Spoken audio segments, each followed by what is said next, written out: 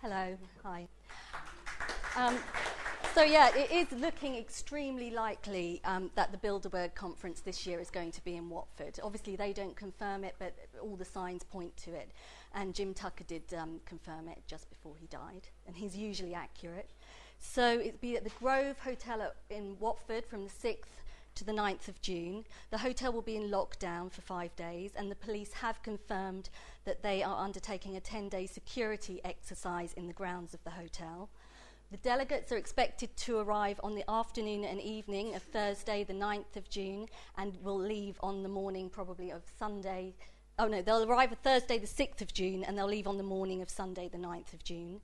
So at this 3-day conference, we expect UK politicians from both the left and the right to meet in armed privacy with the CEOs of banks, corporations, heads of state, hedge fund executives, presidents and senior officials from influential think tanks and foundations such as the Brookings Institute, the Hudson Institute, the Carnegie Endowment for World Peace, European finance ministers and senior representatives or presidents from the major international institutions will be there: NATO, the EU, the IMF, the World Bank, the European Central Bank and the World Trade Organization.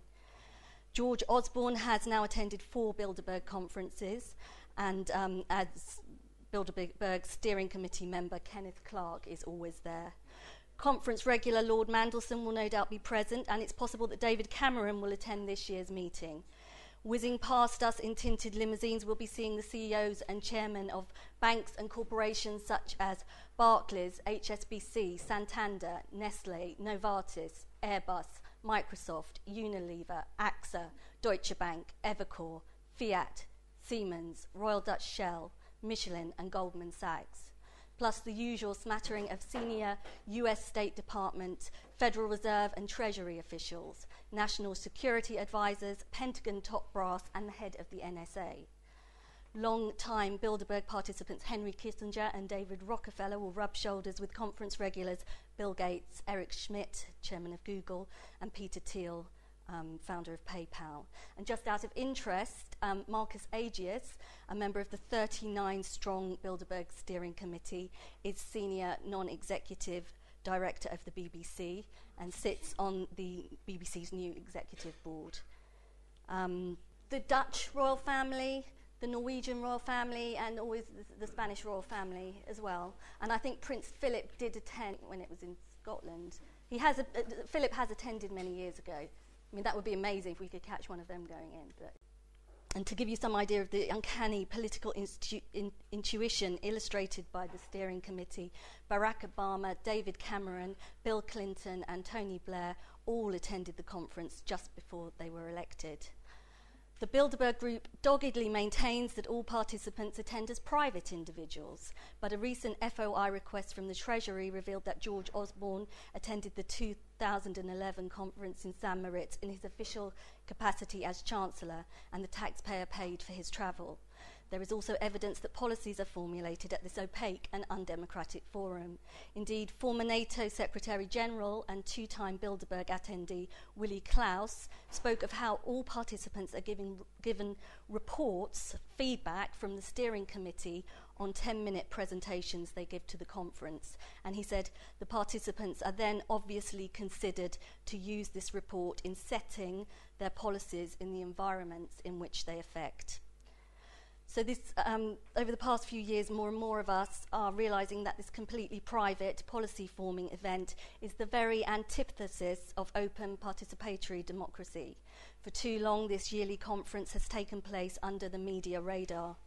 More than ever before in this current economic climate, we have a right to know what is discussed when our elected public officials meet privately with the very CEOs and of the major banks that they are giving billions to in bailouts.